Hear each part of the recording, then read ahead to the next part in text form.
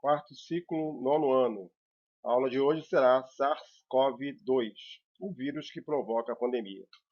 Falaremos sobre características do vírus, carga viral e infestação, como o nosso organismo reage ao vírus e como a ciência atua no combate à pandemia, principalmente na produção de soros e vacinas, ok? Meu nome é João Ricardo Assis, sou professor de ciências e vamos lá para mais essa videoaula. Videoaula raio-x do SARS-CoV-2. Vamos começar a observar uma ilustração esquemática do vírus. Bom, do coronavírus num microscópio eletrônico de alta potência, certo? Não teria também essas cores todas assim, não. Seria uma coisa um pouco diferente. Então, é uma arte, né? Então, temos o quê? Em um, nós temos a proteína S. Essa proteína é como se fosse uma ponte entre o vírus e a célula alvo. Né? Então, eles ajudam o vírus a se prender às células hospedeiras e invadi-las. O item 2 do desenho é a proteína M. São peças de membrana que mantêm tudo unido. Tá? Então, essa estrutura de proteica ajuda na manutenção da parte externa do vírus. Depois temos a proteína E. A proteína E é como se fosse uma camada externa que ajuda, né, na criação de novos vírus. Ela que vai possuir, na verdade, a estrutura típica do coronavírus. Né? E o envelope viral. O envelope viral é essa camada mais clarinha aqui, tá? Que é feito basicamente de fosfolipídio. Tá? Os fosfolipídios, né, é composto de lipídios, né, fosfolipídios que são gorduras.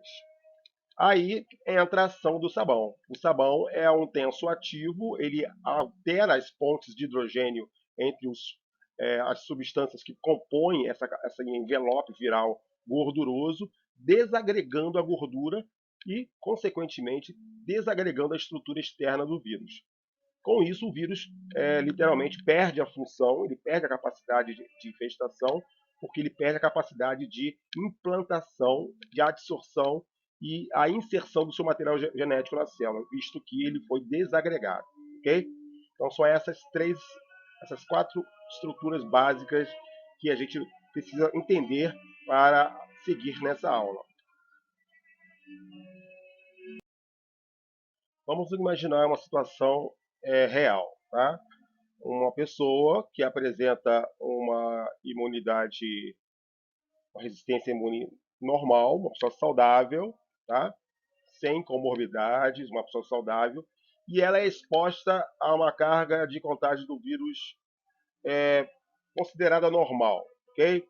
Em geral, essa pessoa vai desenvolver sintomas que são de uma gripe comum, ok? Em uma segunda situação, vamos imaginar uma pessoa que tem uma resistência imune diminuída por conta de alguma comorbidade, por questões de doença, por questões de imunidade baixa ou por questões de situações pós-operatórias ou condições fisiológicas, principalmente diabetes, pressão alta, né, e problemas circulatórios, né, pressão alta e outros problemas circulatórios, principalmente na região mais capilarizada do corpo. Essa pessoa sendo exposta a uma mesma quantidade de vírus de uma pessoa com resistência imune normal, poderá, né, ela entra no grupo de risco porque as complicações da infestação viral podem agravar o quadro já pré-existente. Okay? Então, o risco comum no grupo de risco, idosos, pessoas com outras doenças crônicas, a evolução da contaminação pode acontecer mais intensamente. Numa terceira situação, uma pessoa com resistência imune normal, só que ela está exposta a uma excessiva carga de contágio de vírus, tá? Em ambientes que estejam contaminados. A pessoa que não usa máscara e fica em ambiente fechado com pessoas que provavelmente tenham também a doença, ok? Então ela vai ser exposta a uma quantidade muito grande de vírus, tá? E o que vai acontecer? Uma grande quantidade de vírus vai acessar o sistema dessa pessoa, mesmo ela tendo a resistência imune normal, pela excessiva carga de contágio do vírus, ela pode ocorrer em pessoas saudáveis a evolução da contaminação, a evolução sintomática da contaminação. Por isso que, depois de analisar essas três possibilidades, temos a orientação, né, da OMS de uso obrigatório de máscara. Uso obrigatório de máscara. Você sendo uma pessoa saudável ou não. Tá? Por quê? Porque você pode ser um assintomático que seja um transportador, né, um transportador do vírus para outros locais que você for conviver, ok? Bom, gente, vamos continuar nessa análise de uma infestação. Tá? O vírus, né, ele se encontra no ar e já foi comprovado isso, né? Ele está presente no ar, ele está ativo no ar, né? Então, consequentemente, né, ele vai atingir o quê?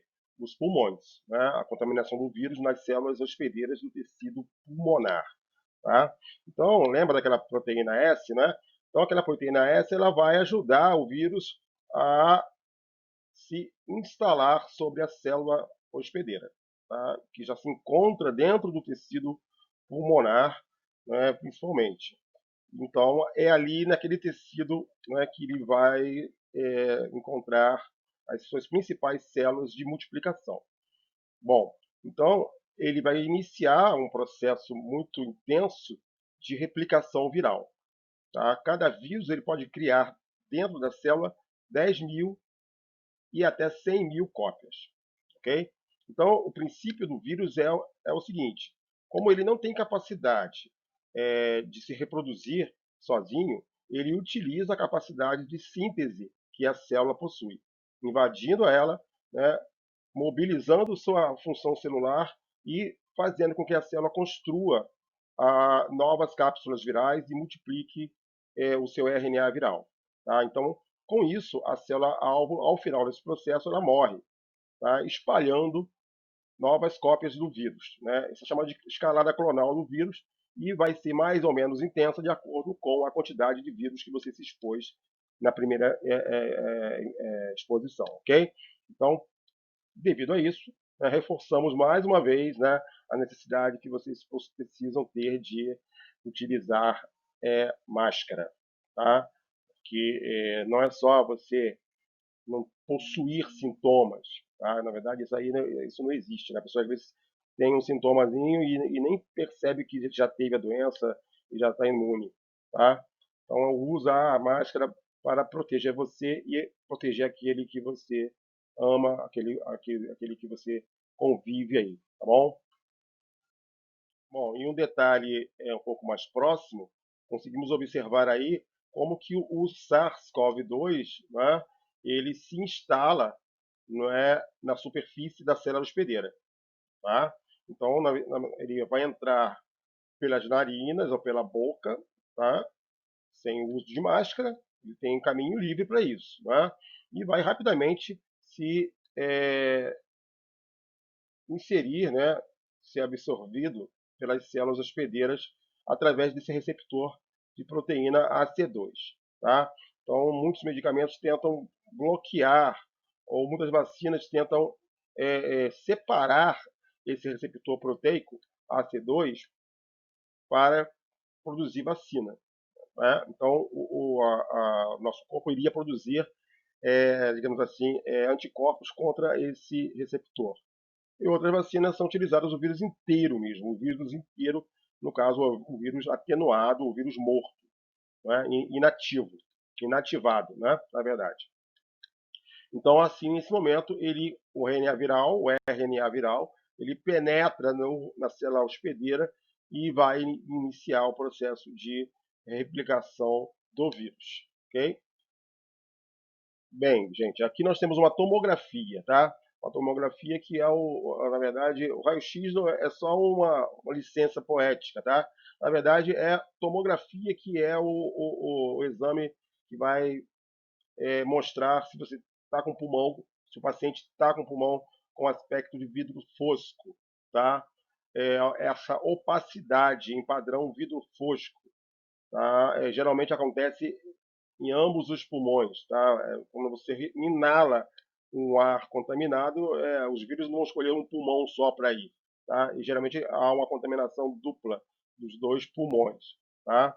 Então, o processo inflamatório que eu disse para vocês, né, esse processo que leva à morte celular, pode ir gerando processos cicatrizantes, né, e, no caso, fibrosos no tecido pulmonar. Isso implica em que? Chegamos assim, uma sequela. Chegamos a uma sequela da doença, tá?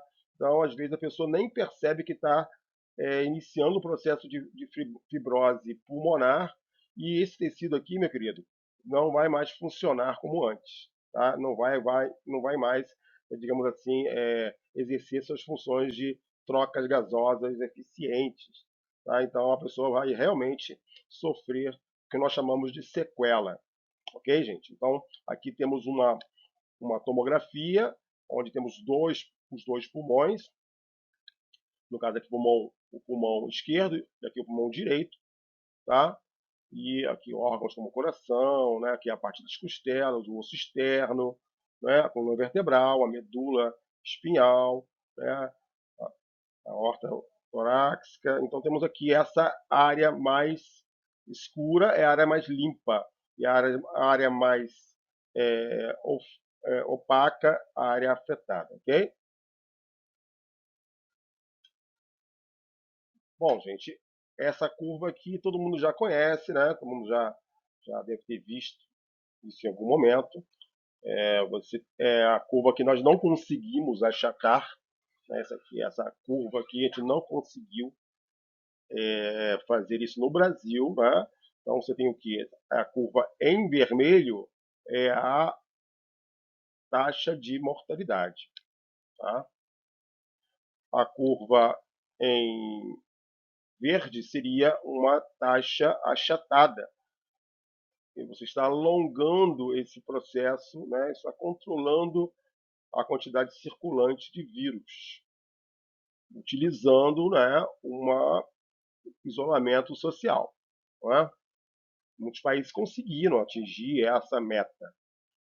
E aqui a linha em azul é a linha da capacidade de internação, da capacidade de ocupação de leitos do sistema de saúde, ok? Bom, o vírus, no momento, ele se encontra em uma situação no Brasil, mais ou menos assim, tá? Eu fiz alteração aqui no gráfico, porque a gente está atingindo o patamar, né? Já atingimos o patamar e devido à falta de uma condição, né, ou de uma educação para isolamento social e uso da máscara, tá? A gente não consegue encontrar, né, uma queda nesse patamar. Isso preocupa muito, porque nós estamos batendo, em média, 1.000 mortes por dia, e essa quantidade de mortes pode ficar, né, se alongar por demais em nosso povo. Né? Eu acho isso uma situação que a gente precisa ter responsabilidade nessa questão, gente. A gente precisa ter responsabilidade, porque as pessoas estão realmente morrendo e precisamos sim tomar atitudes responsáveis para diminuir essa curva antes tarde do que nunca. Bom dia, queridos alunos. Estamos aqui na Fazenda Vital Brasil, onde faremos uma visita na sede de produção de soro contra o Covid-19, tá? Como parte das nossas aulas em home office, né? Aqui, professor João Ricardo.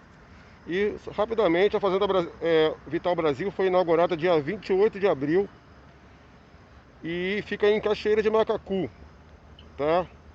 90 quilômetros de Niterói. E seu objetivo é um local para a criação de equinos, de cavalos, né? Que são utilizados no processo de produção de imunoglobulinas e soros hiperimunes, ok? Vamos fazer uma visitinha aqui. Aqui é a entrada da fazenda e nós iremos fazer um pequeno reconhecimento para nossas aulas, ok? Então vamos lá, vem comigo. Aqui é a praça de alimentação, tá? Os animais estão aqui se alimentando, se recuperando, né, do processo de tratamento que eles são submetidos. Eles são bem alimentados, são bem cuidados e eles recebem, né, doses pequenas de antígeno, né?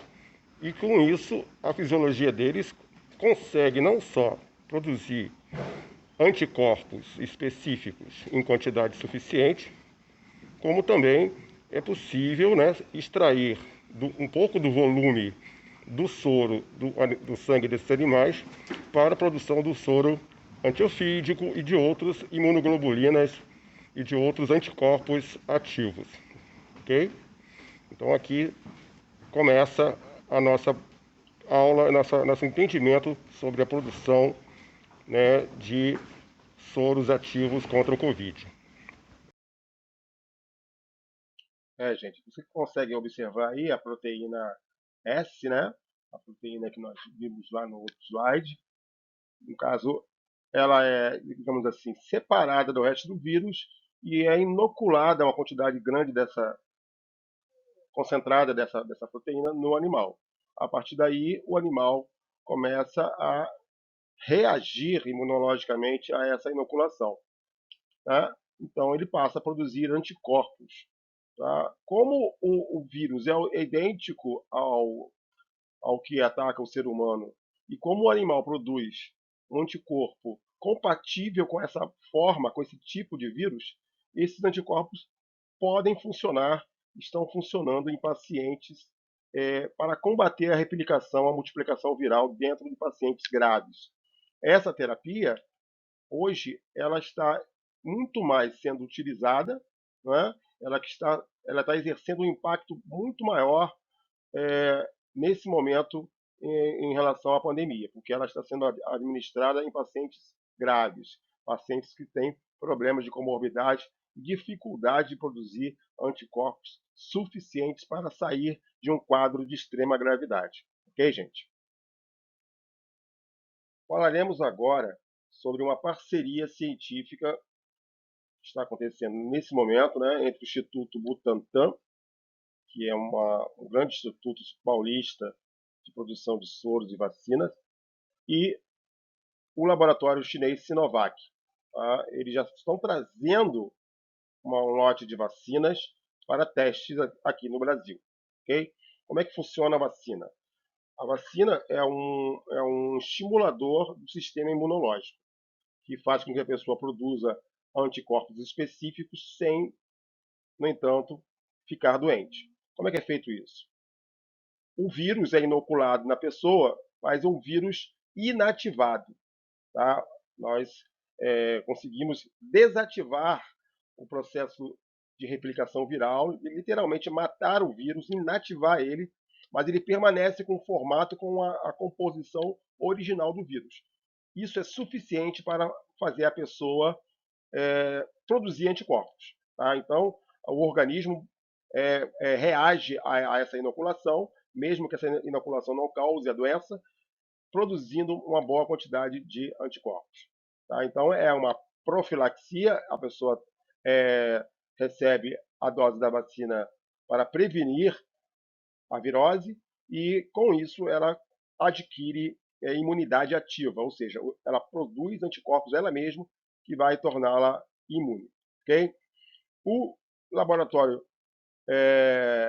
Sinovac e o Instituto Butantan firmaram essa parceria e o laboratório Sinovac chinês já realizou duas etapas. Tá? A primeira etapa, que é a etapa de testes em animais, tá? Que é uma etapa de segurança necessária durante o processo científico. Todo medicamento que é liberado pela Anvisa, ele passa por um processo de testes em animais. Tá? E passou-se a produzir, então, doses experimentais dessa vacina, isso lá na China. Então, a fase 1 consistiu em 144 pessoas.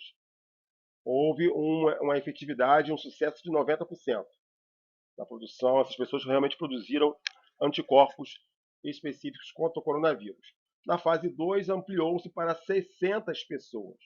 600 pessoas foram inoculadas na China e não houve nenhuma, no caso severo, de efeito colateral.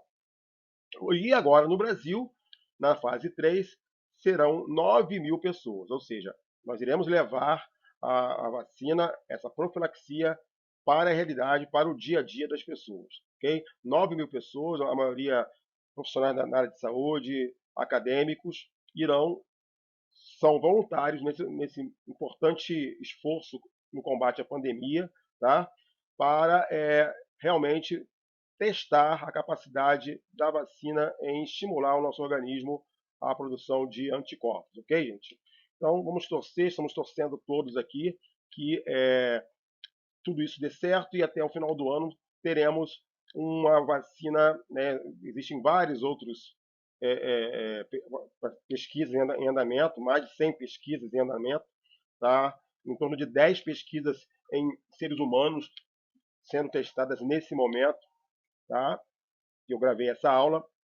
Então, vamos torcer para que a vacina do coronavírus, né, que está em testes agora em São Paulo, dê os sinais, os resultados esperados, ok?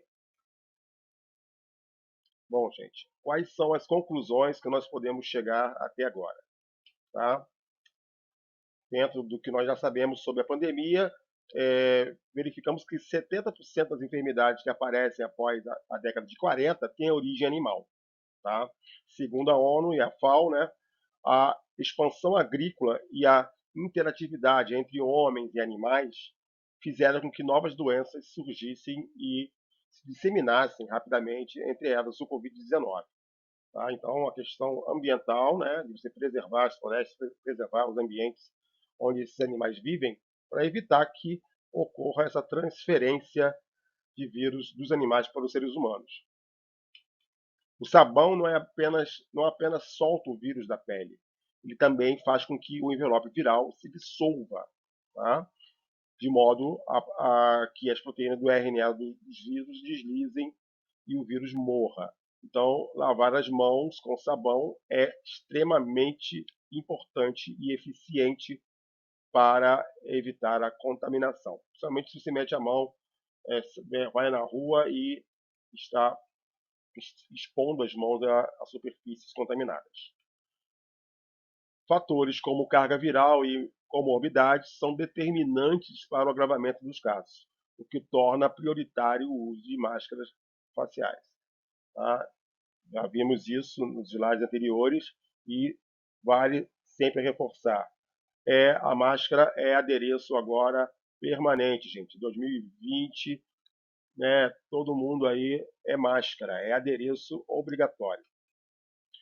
O isolamento social é atitude fundamental para a diminuição do espalhamento do vírus. Okay? Então, evitar se expor desnecessariamente ou, quando se expor, utilizar o procedimento de etiqueta respiratória e máscara ajuda a diminuição do espalhamento do vírus. Fique em casa. O relaxamento prematuro das medidas de isolamento não permite o achatamento da curva de infectados. Os casos se mantêm num patamar elevado. Essa é a situação que nós estamos vivendo agora. Os vírus se instalam inicialmente no sistema respiratório, multiplicando-se dentro das células hospedeiras, visto que nós inalamos, a pessoa inala partículas e gotículas que estão contaminadas no ar. A adsorção é a etapa de implantação do vírus na célula hospedeira, com auxílio de proteínas receptoras de membrana. O processo inflamatório pode levar a lesões nos pulmões e em outros órgãos do corpo, como fígado, cérebro, pulmões, né? Formando esse tecido cicatricial, essa sequela. Casos graves podem ser melhor tratados com o uso de soros hiperimunes, técnica também usada na obtenção de soros antiofídicos. Então, nós falamos sobre os cavalinhos, né? A produção de vacinas pode proporcionar imunidade ativa à população, graças à pesquisa científica e o desenvolvimento de programas de teste. Okay? Então, só para lembrar, soro, imunidade passiva, vacina, imunidade ativa. Fica essa pesquisa para vocês aí, a diferença entre imunidade passiva e imunidade ativa. Até a próxima aula. Aquele abraço.